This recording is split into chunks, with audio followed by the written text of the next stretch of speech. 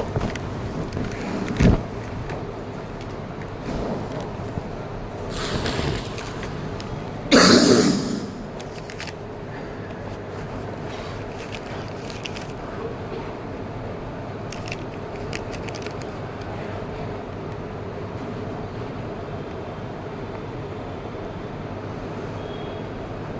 الحمد لله نحمده ونستعينه ونستغفره ونؤمن به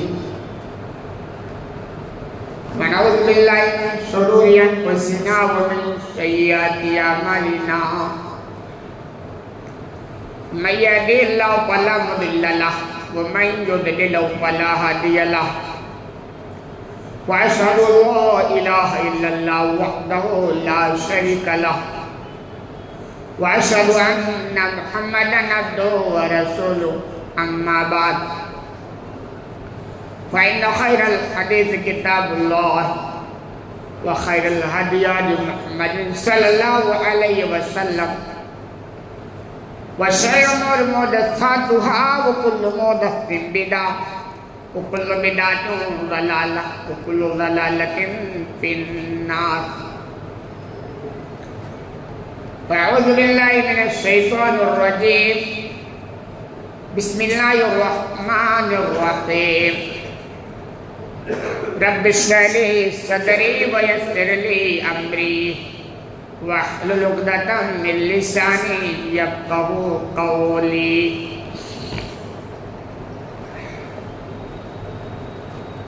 برادران اسلام،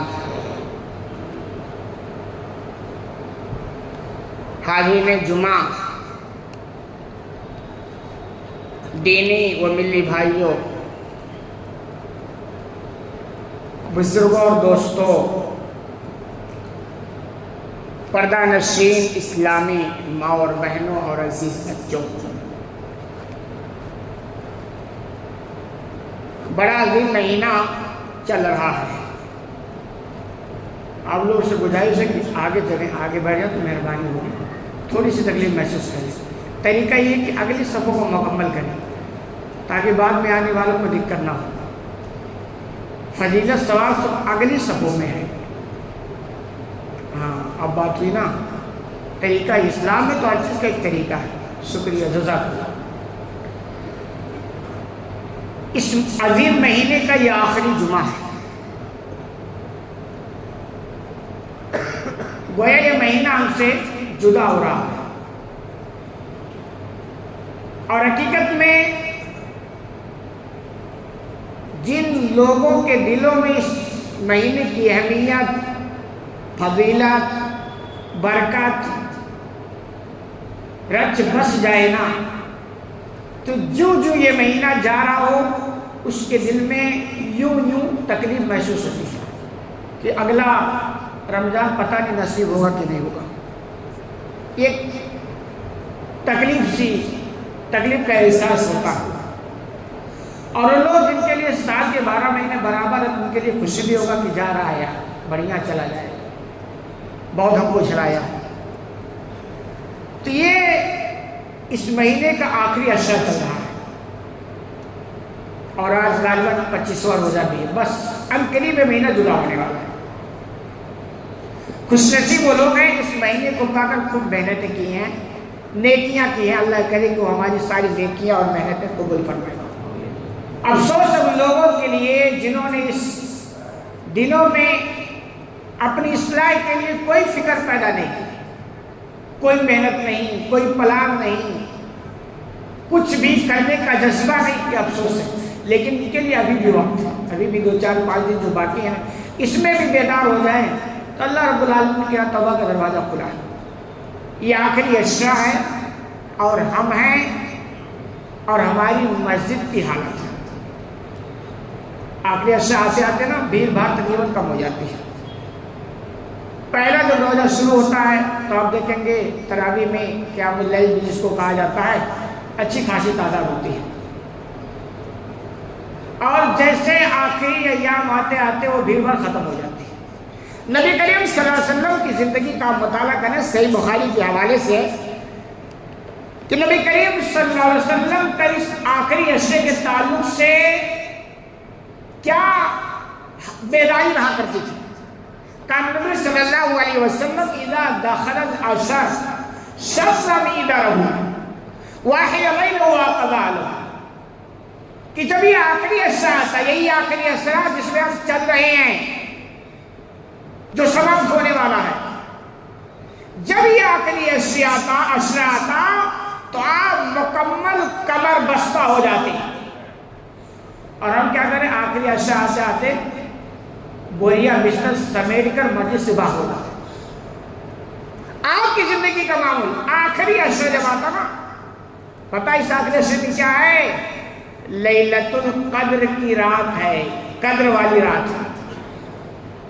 تو بھئی اس کو پانے کے لیے آپ نے آخری عشرہ پورا ایک دم کمر بستہ، مطلب یہ کہ لے دے کے وہ رات حاصل کرنی ہی کرنی ہے، کچھ بھی ہو جائے، کوئی سستی نہیں، کوئی غفلت نہیں، کوئی دیگر مشغولیت نہیں. تو آپ کیا کرتے ہیں؟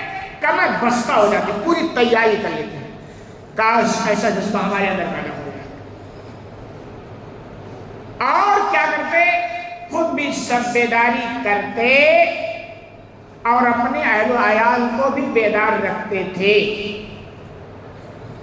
یعنی آپ کی سوچ کہ میں بھی اس عظیم رات سے محروم نہ رہوں اور ہمارے اہل و عیال بھی اس عظیم رات سے محروم نہ رہیں.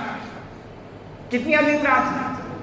تو نبی کا معاملہ کہ آخری عشرہ جب شروع ہوتا تو بڑی بیداری، بہت متعارف ہے.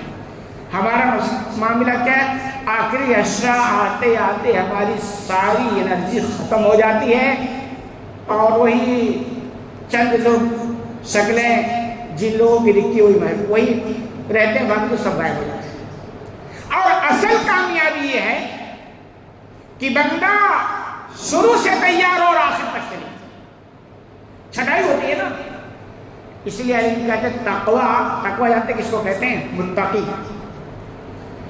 دنیا کے اندر ایسے زندگی گزارے جیسے وہ کسی ایسے راستے میں چل رہا ہو، اس کے دائیں طرف بھی کانٹے دار جھاڑیاں اور بائیں طرف بھی، اور ایسے بچا کے نکلے کہ نہ ادھر کوئی کانٹا چپ پائے اور نہ ادھر چپ پائے، اور شروع سے لے کر وہ آخر تک پورا راستہ نکل جائے.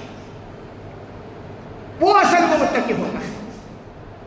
تو ایسے ہی اصل کامیابی ہوا ہے کہ شروع روزے سے جو متحرک رہے اور آخر تک چلتا رہا. شروع میں بھی نماز کی پابندی کی ہے، آخر میں بھی نہیں چھوڑا. شروع میں بھی تراویح نہیں چھوڑی اور آخر میں بھی نہیں چھوڑا. تو معاملہ تو نہیں کہ حل ہونے والا، باقی چھٹائی ہوتی ہے. اصل لوگ وہ گھی کیسے نکلتا ہے؟ بڑی چھٹائی اور بڑی محنت، اصل وہی رہ جاتا، باقی سب نکل جاتے. تو جو رہتے ہیں حقیقت میں وہی اصل ہیں، انہی سے اللہ رب العالمین کو کچھ وابستہ ہے، انہی کی زندگی میں انقلاب برپا ہونے کے چانسز ہیں. اور وہ کیا کر سکتے ہیں یار؟ اس عظیم مہینے میں جس کی اہمیت کا اندازہ اب نہیں لگا سکتے، 5 وقت کی نمازیں نہیں پڑھ سکے، 1 مہینہ تراویح کی پابندی نہیں کر پاتے، اللہ کے راستے میں خرچ کرنے کی توفیق نہیں ملتی. وہ کیا کریں گے؟ وہ جہاد کے لیے تیار ہوں گے، وہ اور کوئی قربانی دے سکتے ہیں. اب 100 ایسے لوگوں پر جنہوں نے اس مہینے کی اہمیت کو نہیں سمجھا اور ایسے کام کیا. بہرحال ابھی بھی وقت ہے. تو نبی کی زندگی ہے، آخری عشرہ ہے، ان کے حالات ہیں. ہماری بھی زندگی ہے، آخری عشرہ ہے اور ہمارے حالات ہیں. ایسے ہی اسی رمضان کے تعلق سے اور لیلۃ القدر کے تعلق سے صحیح بخاری کے حوالے سے کہ آپ صلی اللہ علیہ وسلم کا ارشاد ہے: من قام لیلۃ القدر ایمانا واحتسابا غفر له ما تقدم من ذنبه. کہ جو بندہ قدر کی رات کو قیام کر لے، یعنی یہ باتیں کر لے، نوافل پڑھ لے، قیام اللیل کر لے، جو بھی کر لیا، ایمان اور احتساب کی حالت. ایمان کا مطلب یقین کہ ہم جو کچھ کر رہے ہیں اللہ کے حکم پر کر رہے ہیں، اللہ کے لیے کر رہے ہیں، اور اللہ ہمارے اس عمل کو ضائع نہیں کرے گا. یہ ایمان ہے. احتساب پوری امید کے ساتھ، اللہ سے پوری امید، اچھی امید کے ساتھ، تو اللہ کیسے فرماتے ہیں پھر تو پچھلے سارے گناہ اس کا معاف فرما دیا۔ سارے گناہ مطلب وہ گناہ کبیرہ چھوڑ دو، حقوق العباد چھوڑ دو، باقی ایسے جو گناہ ہو جاتے ہیں چھوٹے چھوٹے وہ سب معاف فرما دیا۔ اب پتہ ہے آپ کو یہ دنیا میں کتنا بھی آپ کیسے تو رہو نا، تو یہاں بندے سے گناہ ہوتا ہے، یہ نیچر ہے، اسلام نیچر کے مطابق۔ اس لیے اللہ نے ایسے ایسے مواقع دی ہیں کہ بھائی گناہ ہو گیا ہے، اب موقع مل گیا ہے، اس موقع کو غنیمت سمجھو اور اپنا گناہ ڈیلیٹ کرو۔ جیسے آپ کپڑا پہنتے ہیں تو آپ کتنا بھی عبادت کریں، کپڑا کا مطلب گندا ہونا ہی ہے، اس کا مطلب تھوڑا کہ آپ کپڑا نہیں پہنیں گے، کپڑا پہنیں گے، اس کا وکلپ ہے، پانی ہے، صابن ہے، سرف ہے نا، اب دھلائی کیجیے، صفائی کیجیے۔ تو ایسے اس دنیا میں ہم رہیں گے تو گندگی لگے گی، گناہ ہونے ہی ہونے ہیں، کتنے بھی آپ صاف ستھرے رہیں اس گندگی سے آپ بچ نہیں سکتے ہیں، یہ دنیا کا نیچر ہے۔ اسی لیے اللہ نے ایسے مواقع دیے۔ ہم انسانوں کے لیے بڑی خوش نصیبی کی بات ہے جب ایسے مواقع مل جائیں تو چوکنا نہیں چاہیے، تو شب داری کریں، قیام اللیل کریں، سارے گناہ اللہ رب العالمین ڈیلیٹ کر دیتا ہے۔ اسی طرح اس مہینے کے تعلق سے، اس اہم رات کے تعلق سے شیخ البانی حدیث کو صحیح کہا ہے کہ جب یہ مہینہ آتا تو آپ صلی اللہ علیہ وسلم فرماتے صحابہ کرام کو خطاب کر کے ان هذا الشهر قد حضركم کہ لوگوں یہ مہینہ آ گیا۔ کون مہینہ؟ رمضان کا مہینہ۔ وَفِيهِ لَيْلَةٌ خَيْرٌ مِّنْ أَلْفِ شَهْرٍ، اس میں ایک رات ہے جو 1000 مہینے کی عبادت سے بہتر ہے۔ 1000 مہینہ جو اگر اس کا گنا کریں، حساب کتاب کریں تو تقریباً 83 یا 84 سال بنتا ہے ایک رات کی عبادت۔ کتنا؟ 83 اور 84 سال۔ ہم 83 اور 84 سال جی سکے اس کی کوئی گارنٹی نہیں ہے، بس 60 70 اور اب تو اس سے پہلے ہی لوگ جا رہے ہیں۔ لیکن ایک رات اگر اس نے عبادت کر لی تو کتنا؟ 83 یا 84 سال کی عبادت سے وہ ایک رات کی عبادت ہے۔ ابھی میرے پاس ایک صاحب کا فون آیا، آپ دیکھیں جو لوگوں کے اندر کسی چیز کا جذبہ ہوتا ہے، فکر ہوتی ہے، تو لوگ اس کو حاصل کرنے کے لیے کیسے قربانی کرتے ہیں۔ ایک ڈرائیور ہے، کہتے ہیں میری نائٹ ڈیوٹی رہتی ہے، میں ڈرائیونگ کرتا ہوں، لیکن میں نے ایک صاحب کا بیان سنا یار کہ اس رات کی اتنی اہمیت ہے کہ اگر اس رات کی بات کر لیے تو 83 یا 84 سال کی بات سے بہتر ہے۔ اس نے کہا میں نے طے کر لیا کہ آخری عرصے کی جو طاق رہتا ہے میں اس دن جاؤں گا ہی نہیں، حالانکہ نہ جانے کا وہ نقصان بتا رہے تھے اور اس پر پلانٹی بھی لگے گی۔ تو انہوں نے کہا میں نے کہا منظور ہے، میں نے کہا منظور ہے۔ ہمارے یہاں کیا ہے، حد ہو گئی، اللہ نے دیا سب کچھ ہے، فری ہے، کوئی ذمہ داری نہیں ہے، کھا گھوم رہے ہیں، لیکن پھر بھی اس 5 راتوں میں شب بیداری کرنا ان کے لیے بڑا معنی۔ جانتے ہیں کیا؟ توفیق کی بات ہے۔ وہ ایک ڈرائیور آدمی کو توفیق مل گئی، اس کا جذبہ اتنا بھاری، کام ماریں گے ایسی ڈرائیوری کو، ایسی تنخواہ کو، ایسی سیلری کو، مگر اس رات کو ہم جانے نہیں دیں گے۔ اور ایک ہمارے یہاں آسانیاں ہیں یار، سب کچھ ہے، سہولتیں ہیں، اور مکرانہ میں تو ہم اور بھی سہولتیں ہیں، جو لوگ کار وغیرہ کرتے ہیں ان کے لیے بھی شاید نائٹ ڈیوٹی کر دیتے ہیں یا دن میں کوئی ڈیوٹی کر دیتے ہیں، کچھ چھوٹ بھی نہیں، اتنی ساری سہولتیں۔ یہ توفیق کی بات ہے، توفیق ہو تو سب آسان ہے، توفیق نہیں تو یہ سب آسان نہیں ہوتا ہے۔ تو یہ کہ اب دیکھیں اس امت کی عمر کم ہے، لیکن مواقع ایسے ہیں کہ اگر اس مواقع کو حاصل کرنا تو دیگر امتوں سے زیادہ نیکی حاصل کر سکتی ہے، جبکہ ان کی عمر بہت زیادہ ہوا کرتی ہے۔ 83 سال ایک رات اگر آپ پا گئے تو کتنے؟ 83 یا 84 سال بنتا ہے۔ فرض کیجیے آپ اگر 60 سال دنیا میں جیے، 10 سال بچپنا نکال دیجیے، 50 سال بچے، 50 سال آپ نے اگر پابندی سے شب بیداری کی ہے تو انشاءاللہ ایک رات تو ملے گی نا۔ 50 انٹو 84 کر لو، آپ تصور نہیں کر سکتے کتنی بڑی نیکیوں سے آپ مستفید ہو رہے ہیں۔ اور اگر آپ ایسے ہی سو رہے ہیں تو آپ یہ بھی نکال لیجئے کہ آپ کتنے بڑے نقصان سے دوچار ہو، کتنے بڑے مواقع کو آپ نے ایسے ہی چھوڑ دیا۔ اس لیے اللہ کے بندو اس رات کی اہمیت کو سمجھو، غنیمت سمجھو، اور یہ کوئی گارنٹی نہیں ہے کہ دوبارہ آپ کو ملے گا۔ تو آگے اللہ کے سن فرماتے ہیں 1000 مہینے کی عبادت سے اس ایک رات کی بات بہتر ہے۔ من حرمہا فقد حرم الخیر کلہ ولا یحرم خیرہا الا محروم، کہ جو اس رات سے محروم رہ گیا یہ وہ رات نہیں پا سکتا۔ جو سوئے گا وہ کہاں سے پائے گا؟ پائے گا وہی نا جو محنت کرے گا، جو تلاش کرے گا، جس کے اندر ایک جذبہ ہوگا، آخرت کی فکر ہوگی، آخرت کے تعلق سے کر گزرنے کا کچھ جذبہ ہوگا، وہی پائے گا۔ تو آپ فرماتے ہیں کہ جو اس سے محروم رہ گیا تو اپنی ساری بھلائیوں سے محروم رہ گیا، اور اس رات سے جو محروم رہتا ہے وہ بدنصیب ہی ہوتا ہے۔ بدنصیب کے علاوہ کوئی بھی عظیم رات سے محروم نہیں رہتا۔ اب اندازہ لگائیے کتنی عظیم بات آپ نے کی، بدنصیبی کی پہچان ہے جس رات کو نہ پا سکا۔ کیوں؟ اس رات میں قسمت کے فیصلے ہو رہے ہوتے ہیں۔ ایک بندہ ہوتا ہے اس رات میں ہاتھ اٹھا کر دعائیں کرتا، پروردگار آسانیاں فرما دے، یہ میرا مسئلہ، وہ میرا مسئلہ، روزی روٹی کا مسئلہ، بیماریوں کا تلاوت کر رہا ہوتا ہے نہ یہ اس کی قسمت جب لکھے جائیں گے ظاہر سی بات ہے۔ اور ایک وہ بندہ جو بستر میں سو رہا ہے تو اللہ کہ یار یہ سو رہا ہے، اس کو سونے ہی نہیں۔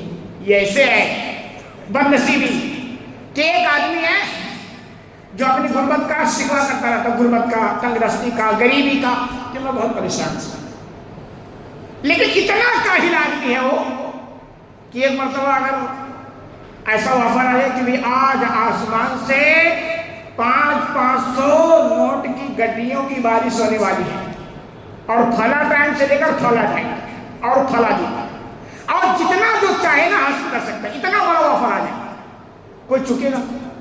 اب اس کے بعد جو کاہل نکمہ آدمی تھوڑی سی بھی قربانی نہ دے کر کے وہ نوٹوں کی گڈیاں لوٹنے نہ پائے، تو اب اگر وہ اپنی غربت کا شکوہ کرتا تو اس کی بدنصیبی تو ہے۔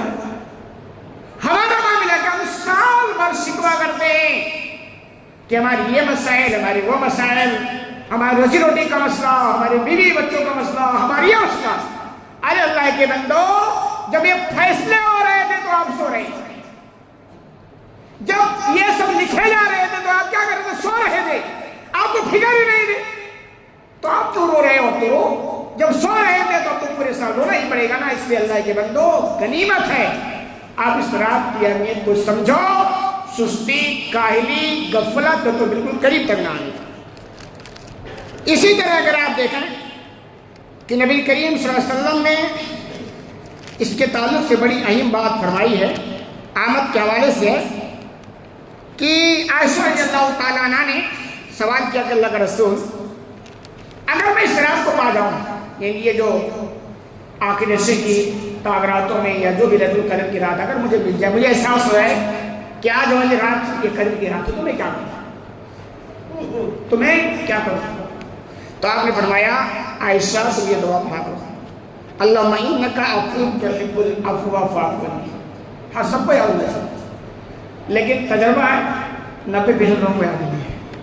اتنی اہم دعا کون سیکھ رہی ہیں؟ عائشہ، جو آپ کی محبوب ترین بیوی ہے۔ سکھلانے والے کون ہیں؟ سید الانبیاء، خاتم الرسول، جس سے بہتر نہ گزرا نہ گزرے گا۔ انہوں نے سکھلایا کہ جب یہ رات تم کو مل جاتی ہے تو قسم سے کرو اللہم انک عفو تحب العفو فاعف عنی۔ افسوس نہیں یاد لوگ، دنیا کی بہت ساری باتیں سب یاد ہو جاتے ہیں، مگر کیوں؟ فکر ہی نہیں، جذبہ نہیں۔ مزاج شریعت دیکھیں کہ اگر یہ دعا آپ کرتے ہیں نا، اس کا مطلب ہے اللہ تو معاف فرمانے والا ہے، معافی کو پسند بھی کرتا ہے، تو ہمیں معاف فرما، اور یہی اصل کامیابی ہے۔ اگر اس رات کے اندر آپ کے تعلق سے فیصلہ ہو جائے کہ فرشتوں تو گواہ رہو جاؤ میں نے فلاں بندے کو معاف فرما دیا، اس سے بڑھ کے کامیابی آپ کے لیے کچھ بھی نہیں ہو سکتی ہے۔ آپ کہاں سو رہے ہیں؟ کیا ہو گیا؟ کیوں نہیں سمجھتے ہیں؟ تو اس رات کو کیا کریں؟ کثرت سے توبہ استغفار لگے، دعائیں کریں، روئیں اور یہ دعاؤں کا اہتمام کریں۔ پروردگار تو معاف فرمانے والا ہے، معافی کو پسند فرماتا ہے، یہی دعا بھی دیکھیں کس طریقے سے آپ تو معاف فرمانے والا ہے، یہ کوئی اس میں سوا کی بات نہیں۔ پھر معافی کو تو پسند کرتا ہے، تو اس پسند والی چیز کو ہمارے ساتھ کر دیا نہیں، ہمیں معاف فرما دی، کتنی بہترین دعا آپ نے سنائی، لیکن لوگوں کو پتہ نہیں ہے، لوگوں کو اس سے سیکھنے اور سکھانے کا تجربہ ہی نہیں ہے۔ اسی طرح اور بھی بہت ساری دعائیں ہیں، اس میں سے دعا یہ بھی ہے کہ بندہ اسراف کو پائے نا کہ بھی دعا کرے، رب اجعلنی مقیم الصلاۃ ومن ذریتی ربنا وتقبل دعا، یہ بھی دعا کو اہمیت والی دعائیں۔ اس کا مطلب ہوتا ہے کہ پروردگار تو مجھے نماز کا قائم کرنے والا بنا دے، یعنی مجھے اس لائق بنا دے کہ میری کوئی نماز مس نہ ہونے پائے، اور میری ذریت، میری اولاد، میری نسل کو بھی سچا پکا نمازی بنا دے۔ پروردگار تو میری دعا کو قبول کر۔ ایک بندہ جب ایسی دعا کرے نا اور خوب اچھی طرح سے، جب تک توفیق نہ ملے نا کوئی کام نہیں ہوتا، اور توفیق ملے گی تو جب آپ کوشش کرو گے نا، جب آپ کو خود ہی فکر نہیں ہے تو بھئی اللہ کو کیا ضرورت ہے اس کو فکر رکھنے کی؟ جب آپ خود بھوکا مرنا چاہتے ہو تو آپ کا سیٹ آپ کو مالک کو اتنا، کیونکہ آپ نے اس کی کرسی تھوڑا سوال رکھی ہے، اس کی سرکار تھوڑا آپ نے بنائی ہے، تو کتنی آپ دعا کہ یہ دعا کرو کہ پروردگار تو مجھے نماز کا قائم کرنے والا، میری اولاد کو نماز قائم کرنے والا، اور میری دعا کو قبول یہ بنا۔ اس میں کیا ہوگا؟ جو میں نے پہلے کہا تھا کہ اس مہینے میں کم از کم اتنا تو آپ سیکھ جائیں کہ نماز کے سچے پکے نمازی بن جائیں، تو یہ دعا آپ کریں گے۔ دیکھیے آپ دیکھیں، اگر توفیق ملتی ہے تو یہ سارا کام ہوتا ہے، آسان ہوتا ہے، نہیں توفیق ملتی ہے نہیں ہوتا۔ آپ دیکھیں دنیا کا مشکل سے مشکل کام انسان کر لیتا ہے، نائٹ ڈیوٹی پوری رات جاگ لے گا سیلری کے چکر میں، ڈبل سیلری کے چکر میں، 3 بجے اگر ٹرین ہوگا تو جا کر کے وہ ٹرین پکڑ لے گا، دنیا کا مشکل سے مشکل کام کر لے گا، لیکن 5 وقت کی نماز اتنا مشکل تو نہیں ہے۔ کیوں؟ اس لیے نہیں کہ توفیق نہیں مل رہی، جب تک توفیق نہیں ملے گی آپ سے سارا کام ہو پائے گا۔ تو توفیق کے لیے آپ دعا کیجیے، کثرت سے دعا کیجیے، اس کا اہتمام کیجیے، اور ایسی بہت ساری دعائیں ہیں، میں سب کو نہیں بیان کر سکتا۔ ساتھ ہی آخر حصے کے تعلق سے صدقۃ الفطر کے تعلق سے ابن ماجہ کے حوالے سے آپ صلی اللہ علیہ وسلم نے فرمایا زکوٰۃ الفطر طہرۃ للصائم من اللغو والرفث وطعمۃ للمساکین، کہ صدقہ فطر یہ روزے داروں کے لیے پاکی کا سامان ہے، اور لغو سے، رفث سے یعنی بیہودہ چیزوں سے، گناہوں سے، اور مسکینوں کے کھانے کا سبب یعنی سامان ہے۔ یہ 2 حکمت اس میں بتائی ہے۔ تو صدقہ فطر ہر مسلمان کو، جیسا کہ ہے بچہ ہو، بچی ہو، غلام ہو، آزاد ہو، چھوٹا بڑا، سب کے لیے فرض ہوتا ہے، کوئی اس سے پری نہیں ہوتا ہے۔ تو اس میں 2 چیزیں ہیں، ایک تو یہ کہ روزہ دار بندہ روزہ رکھتا ہے تو کبھی چونکہ انسان ہے کہیں تھوڑی چوک ہو جائے، کوئی غلطی ہو جائے تو اس کے ذریعہ اس کے گناہوں کو کفارہ بن جاتا ہے۔ تو دیکھیے اللہ نے پوری ہماری نیچر کا خیال کیا کہ بندہ 1 مہینے بھی ہو سکتا تھوڑی کہیں شرارت کر لے، تو اللہ یہ چاہتا نا، اگر آپ دیکھیں مزاج کہ بندہ اس مہینے کو جو پائے نا، تو یہ مہینہ جا رہا ہو کہ بندہ بالکل صاف ستھرا ہو جائے، یہ سمجھ میں آتا ہے۔ اسی لیے تو آ گیا گناہوں سے رکو، نیکیاں کرو، دل صاف کرو، پھر بھی اگر ہو گیا تو اللہ کے سبحانہ وتعالی صدقہ فطر ادا کرو، پھر تھوڑا بہت جب ہوگی، یعنی یہ مہینہ جائے تو بالکل آپ صاف رہے، آپ کا دل صاف رہے۔ نتیجہ کیا ہوگا؟ نتیجہ ہوگا پھر آپ کا دل اگر صاف ہو گیا تو آپ نماز بھی پڑھ لیں گے، سچ بھی بول لیں گے، ایماندار بھی بن جائیں گے، ساری خوبیاں آپ کے اندر آ جائیں گی۔ اور اگر دل نہیں صاف ہو گیا تو کہتے ہیں نا رمضان گیا شیطان آیا اور آپ بھی گئے، یہی ہوگا جیسا ہوگا۔ تو یہ اور یہ ہے کتنا؟ تقریباً 2.5 کلو غلہ بنتا۔ اب اس میں الگ اختلاف ہے، غلہ دے پیسہ دے، تو میں تو دیکھو میں اپنے آپ کو تھوڑا چھوٹا ہی عالم مانتا ہوں، میں ایسے اختلاف میں پڑھتا ہوتا نہیں، حالانکہ دیگر مسلک کے یہاں تو غلہ بھی دو پیسہ دو سب سے اپنے یہاں ہے، دوسرے کے یہاں زبردست میں اختلاف چلتا ہے، غلہ دے کے پیسہ دے۔ لیکن خوب اچھی طرح آپ سمجھ لیں مزاج شریعت آپ کے گناہوں کا کفارہ ہے، اور غربا اور مساکین کے لیے اس دن کھانے کا انتظام. یہ مزاج شریعت ہے, یہ دھیان رکھیں.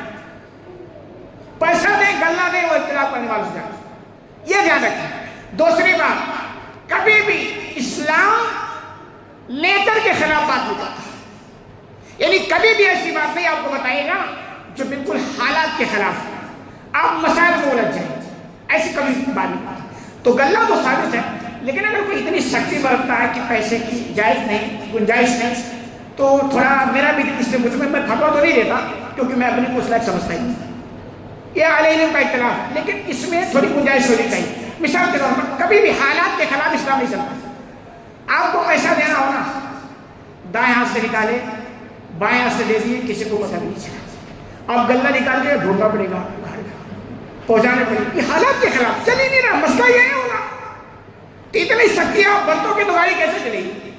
تو سختی تو نہیں, لیکن ہاں یہ چونکہ اصل تو غلہ ہی ہے, اس میں کوئی دو رائے نہیں. لیکن پیسے کے لیے ناجائز کا حکم لگانا یہ تھوڑی سی بات سمجھ کے خراب بات کے اللہ علیہ سمجھ اہل علم اس کو زیادہ سمجھتے ہیں. تو یہ کہ فطرہ نکالنا آپ کو اس کے بغیر کوئی چارہ نہیں. مقصد ہے کہ آپ کے گناہوں کا کفارہ بن جائے اور غربا اور مساکین کے لیے اس دن مسئلہ یہ ہے تاکہ وہ, کیونکہ غربا مساکین وہ دوستوں کے آگے ہاتھ پھیلاتے ہیں. لاجک یہ ہے کہ وہ اس دن یا اتنے بے نیاز ہو جائیں کہ کم از کم اس دن یا دوسروں کے آگے ہاتھ نہ پھیلائیں, بلکہ اپنے بیوی بچوں کے ساتھ مل کر وہ بھی خوشیاں منا دیں, اس خوشی میں شریک ہوں. یہ مقصد ہے. تو سب کا فطر نکالنا کب ہے؟ آخری. آپ صلی اللہ علیہ وسلم کا معمول تو یہ تھا کہ چاند نکلنے کے بعد, چاند جب دکھتا تو نکالتے تھے اور عیدگاہ جانے سے پہلے دے دیتے تھے.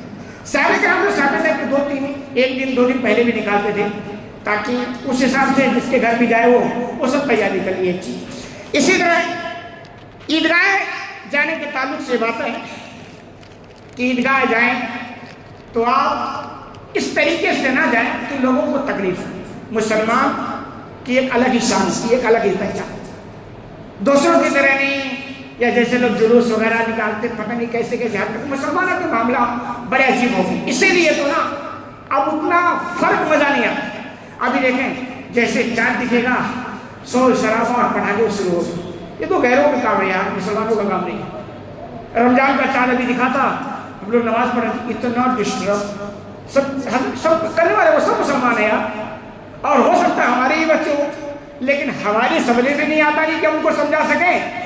اور اس جوان نسل کو اللہ جانے کیا ہو گیا, کون سی بیماری لگ گئی, ان کے سمجھ میں تو کچھ آتا ہی نہیں ہے کہ کیا مسلمانوں کا کام کیا گھروں کا کام.